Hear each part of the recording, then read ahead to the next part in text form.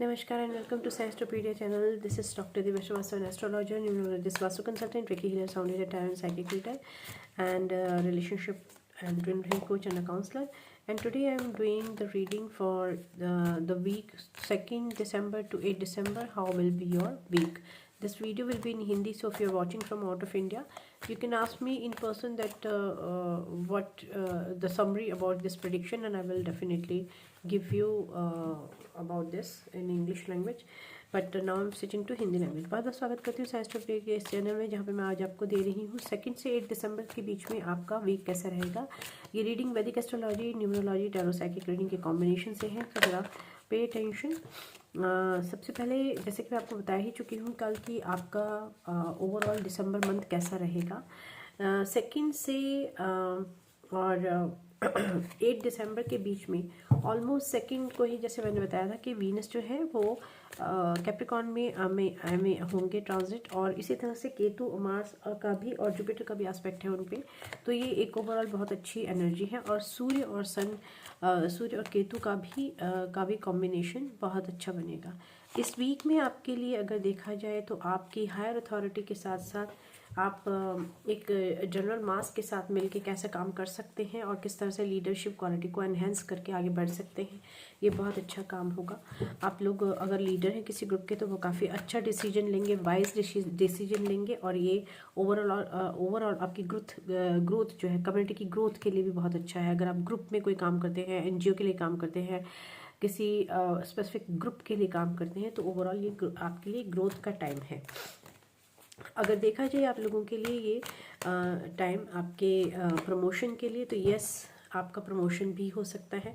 और क्योंकि Jupiter aspect है, अगर आपको किसी भी तरह का डाउट है अपनी सक्सेस पे तो मत रखिएगा।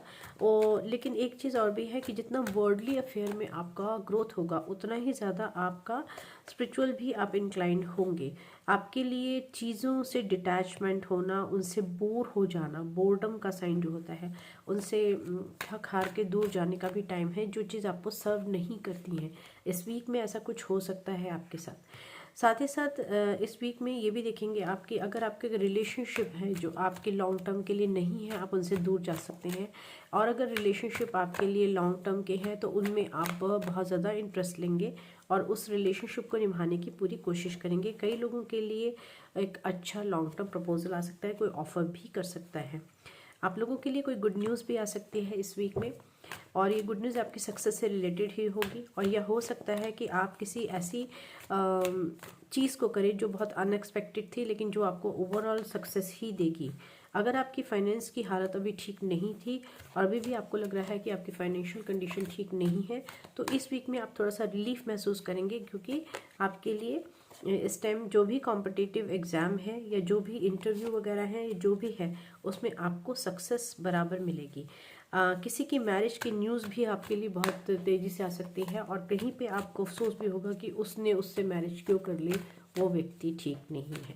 ये भी कहीं ना कहीं आपको सुनने को मिल जाएगा।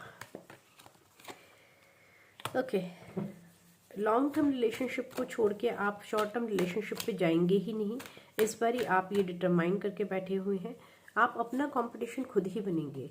रीज़न बीइंग की सेजिटेरियस की भी एनर्जी आ गई है। रीज़न बीइंग की आप ने बहुत सारे लोगों को देखा या बहुत सारे जीवन के अनुभव के आधार पे जो भी अभी तक सीखा है, वहाँ से आपने ये सीखा है कि आपको अगर अभी आपने बहुत ज़्यादा अच्छा अपने ऊपर काम नहीं किया तो लॉन्ग टर्म में आपके लिए प्रॉब्लम हो सकती है। दूसरी बात, कई लोगों का एनर्जेटिकली काफ़ी चेंज हो रहा है, और ये चेंज जो हो रहा है उनकी थर्ड आई पे ही हो रहा होगा। उनकी थर्ड आई एक्टिवेट भी हो सकती है, या आपका इंट्यूशन बहुत ज़्यादा स्ट्रांग भी हो सकता है। मून जो है वो हाफ डे स्कॉर्पियो में रहेगा, उसके बाद सेजिटेरियस में चला जाएगा, 2.5 दिन के बाद वो कैप्रिकॉर्न में, और 2.5 दिन के बाद वो एक्वेरियस में चला जाएगा। ओवरऑल इस वीक में जो मून की एनर्जी होगी वो आपको थोड़ा सा बेटरमेंट की ओर ले जाएगी, लेकिन उससे पहले आपको बहुत ज़्यादा सैडनेस में भी ले जाएगी।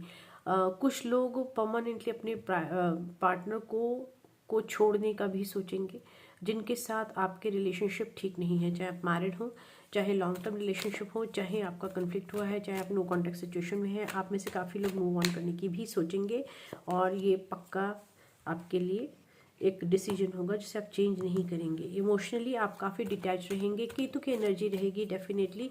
और केतु जो है आपको वर्ल्डली अफेयर से डिटैच करके स्पिरिचुअली बहुत ज़्यादा, आध्यात्मिकता के तौर पे बहुत ज़्यादा बढ़ाएगा। जुपिटर का भी एस्पेक्ट है तो ये डबल होगा डेफिनेटली, ये बहुत ज़्यादा अच्छा होगा। कुछ लोग ऐसी जगह पे भी विजिट कर सकते हैं जो कि स्पिरिचुअल जगह हो। अगर आपकी कोई ऐसी विश थी जो लॉन्ग टर्म से पूरी नहीं हुई है तो वो बहुत जल्दी पूरी होने वाली है। स्पेसिफिकली मैं इस चीज़ के लिए बोलूँगी कि शायद इस वीक में नहीं, लेकिन आने वाले कम से कम 9 डेज़ या 9 वीक्स में ज़रूर पूरी होगी।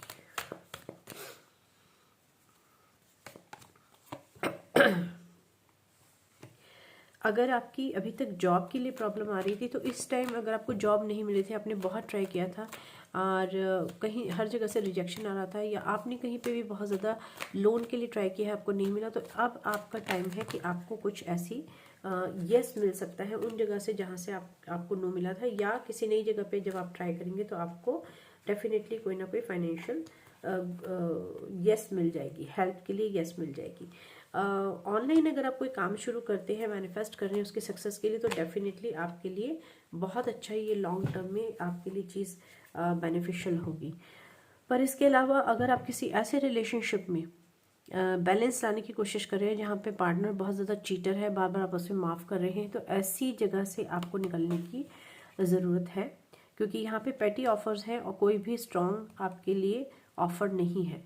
तो ध्यान रखिएगा कि आप अपनी लाइफ में अगर आगे बढ़ते हैं अकेले तो कन्फ्यूज़न की कोई जगह नहीं है, आप आगे बढ़ सकते हैं। अपनी हेल्थ का ध्यान रखिए।